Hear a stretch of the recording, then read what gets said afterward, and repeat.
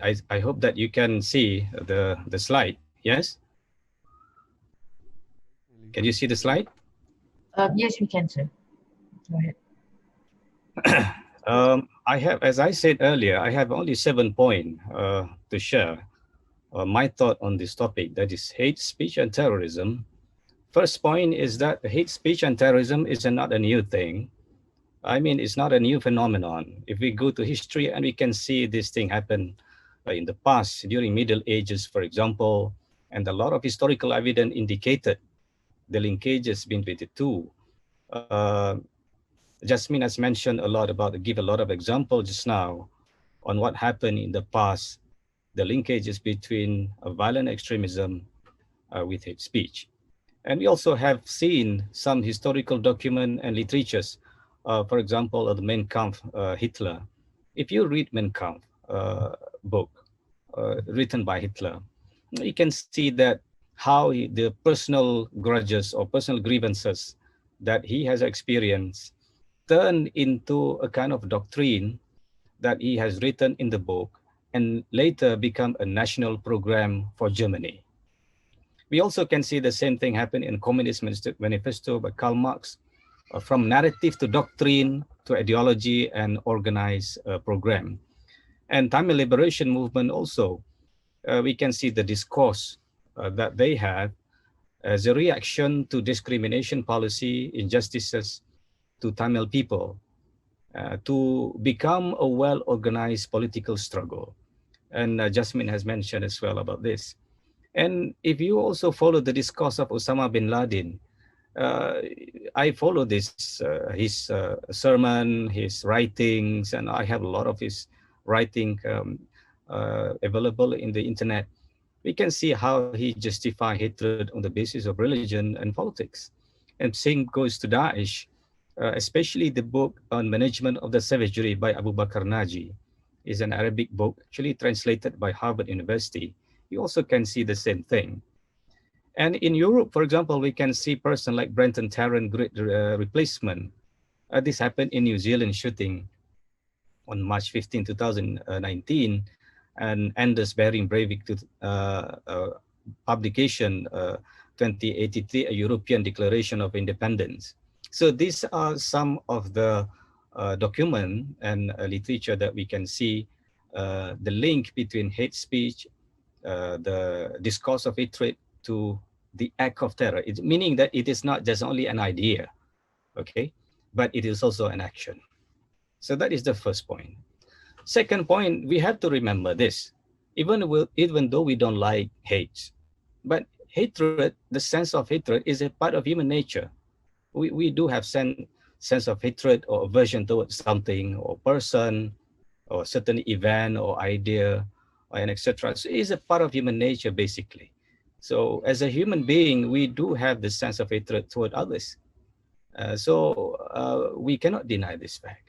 I think it is quite hypocritical to deny the fact that human beings do have certain degree of hate. But having the sense of hate is not a problem per se. Okay, what causes hatred is another thing. I think that is this is linked to the point number 3. The problematic hatred, I call this, that is a deep, intolerable, and uncontrollable hatred toward things or others or person or idea. And these root causes could be coming from political, religious, racial, cultural justification. Okay, so the sense of hatred is part of human nature. But what caused it? What are the root cause of that? Is it because of the political reason or religious reason?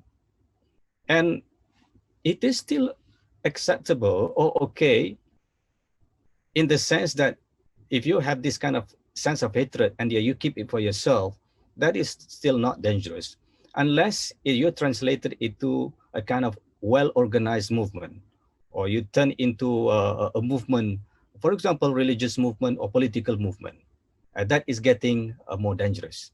So you see how it escalates from just an idea, I call this cognitive radicalization, to be more overt manifestation of radicalization in the form of movement, political movement, religious movement, and later we have mobilization or the action, the actual act of violence, for instance, uh, the actualization in physical harms to others.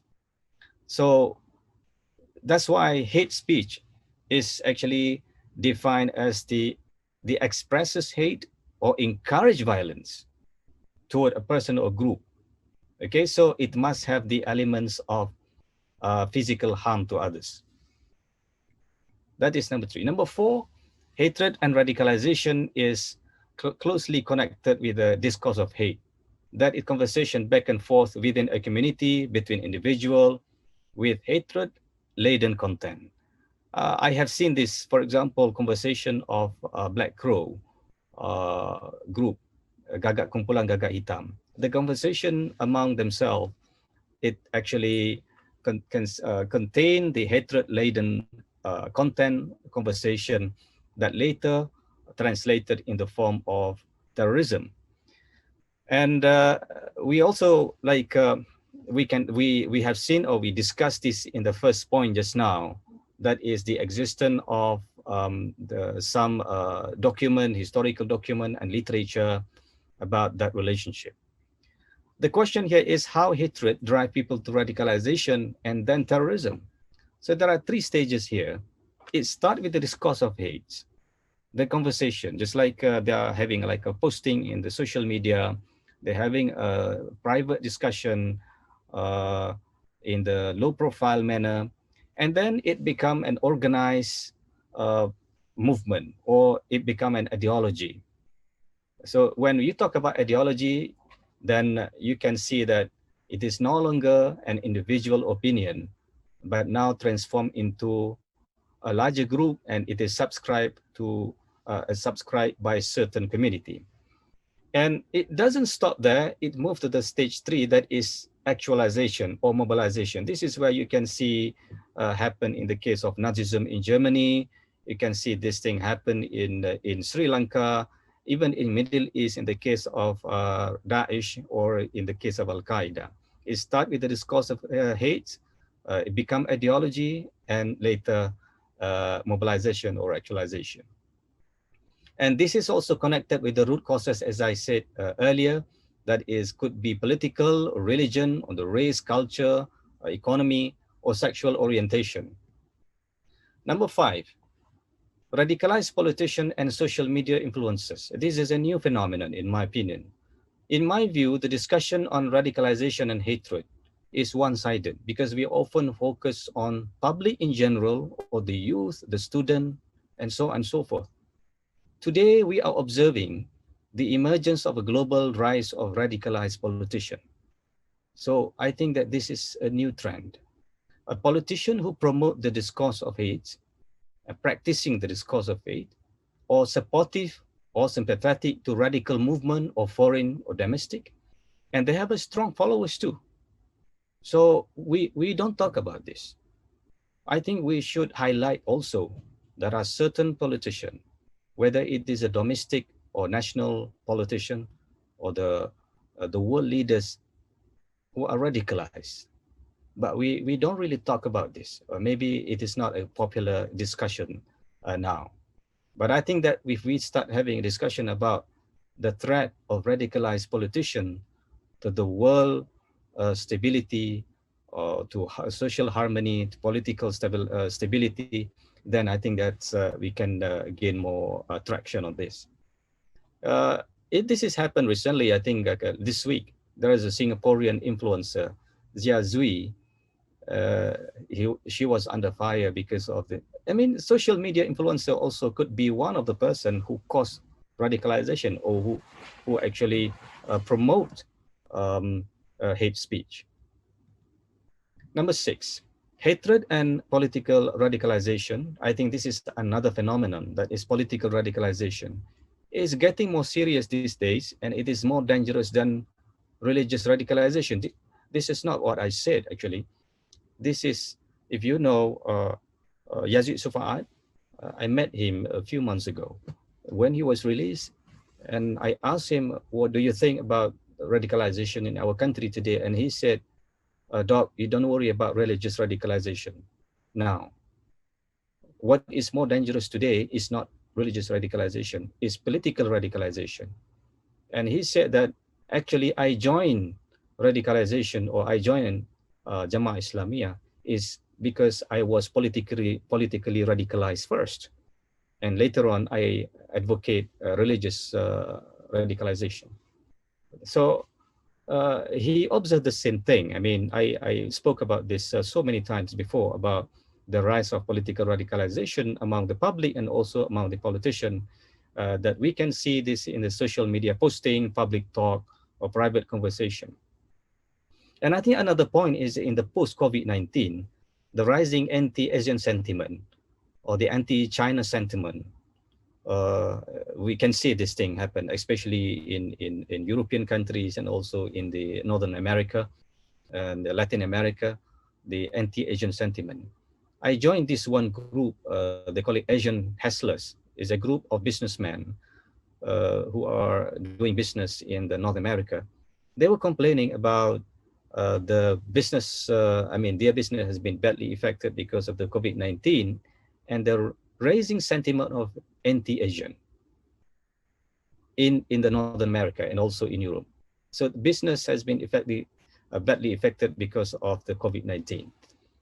And of course, xenophobia, as Jasmine mentioned earlier, we is afraid of the coming of foreigner to our country. And of course, in addition to Islamophobia before. So we're having more problem these days. And so this is point number 6. And the last point is a conclusion, and I have one proposal. SEARCCT need to move forward from educating the public to educating politicians, especially parliamentarian, on the issue of extremism, hate speech, terrorism, and radicalization. I think this is the solution. So we're talking about managing hate speech. So my proposal is we have to educate our politician, because politician or parliamentarian today, they are less educated in this. With all due respect to their position as the representative of the people, but I believe that they also need education in this issue so that they are getting more, I mean, well behaved, especially in parliament. You know, if you look at the parliament sitting recently, I think that they need more education on this. And we need to have a orientation program for all parliamentarians, which is made compulsory for them to attend. And we can actually work together on the modules. So that is my proposal, and I would like to close my sharing this morning with one quote from Bertrand Russell.